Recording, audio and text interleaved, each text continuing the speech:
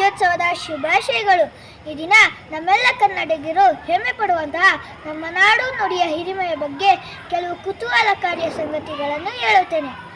ಮೊದಲಿಗೆ, ನಮ್ಮ ರಾಷ್ಟ್ರೀಯ ಧ್ವಜವನ್ನು ತಯಾರು ಮಾಡುವ ಏಕೈಕ ಅಧಿಕೃತ ಅಧಿಕಾರ ಇರುವುದು ನಮ್ಮ ಕರ್ನಾಟಕದ ಹುಬ್ಬಳ್ಳಿ ಖಾದಿ ಗ್ರಾಮೋದ್ಯೋಗಕ್ಕೆ ಮಾತ್ರ. ಇಡೀ ಭಾರತದಲ್ಲಿ ಚುನಾವಣಾ ಆಯೋಗಕ್ಕೆ ಬಳಸುವ ಇಂಕ್ ಅನ್ನು ತಯಾರು ಮಾಡುವ ಕಂಪನಿ ನಮ್ಮ ಕರ್ನಾಟಕದ ಮೈಸೂರಿನಲ್ಲಿದೆ.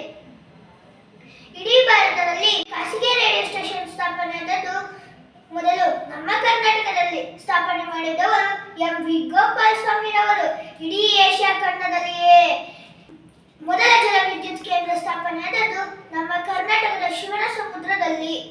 ಇಡೀ ವಿಶ್ವದಲ್ಲಿಯೇ ಅತಿ ಎತ್ತರದ ಏಕಶಿಲಾ ವಿಗ್ರಹ ಇರುವುದು ನಮ್ಮ ಕರ್ನಾಟಕದ ಶ್ರವಣಬೆಳಗೊಳದಲ್ಲಿ.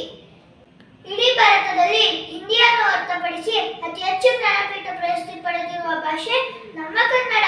ಇಡೀ ಭಾರತದಲ್ಲಿ ಬ್ರಿಟಿಷರ ವಿರುದ್ಧ ಸಿಡಿದೆದ್ದ ಮೊದಲ ವೀರ ಮಹಿಳೆ ನಮ್ಮ ಕರ್ನಾಟಕದ ಕಿತ್ತೂರು ರಾಣಿ ಚೆನ್ನಮ್ಮನವರು.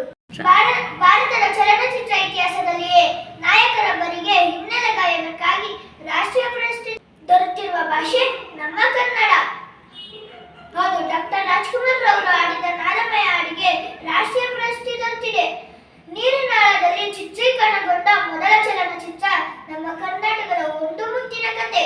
ಅತಿ ಹೆಚ್ಚು ಶ್ರೀಗಂಧ ಬೆಳೆಯುವ ನಾಡು ನಮ್ಮ ಕರ್ನಾಟಕ. ಇಡೀ ಭಾರತದಲ್ಲಿ ಅತಿ ಹೆಚ್ಚು ರೇಷ್ಮೆ, ರಾಗಿ ಹಾಗೂ ಕಾಫಿ ಬೆಳೆಯುವ ನಾಡು ನಮ್ಮ ಕರ್ನಾಟಕ. ಇಡೀ ಭಾರತದಲ್ಲಿ ಅತಿ ಹೆಚ್ಚು ಆನೆಗಳಿರುವ ರಾಜ್ಯ ನಮ್ಮ ಕರ್ನಾಟಕ.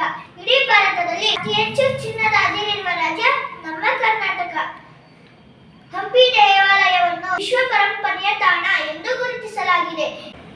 ಹೀಗೆ ಹೇಳುತ್ತಾ ಹೋದರೆ ಇನ್ನಷ್ಟು ಮತ್ತಷ್ಟು ನಮ್ಮ ಕರ್ನಾಟಕದ ಹಿರಿಮೆ.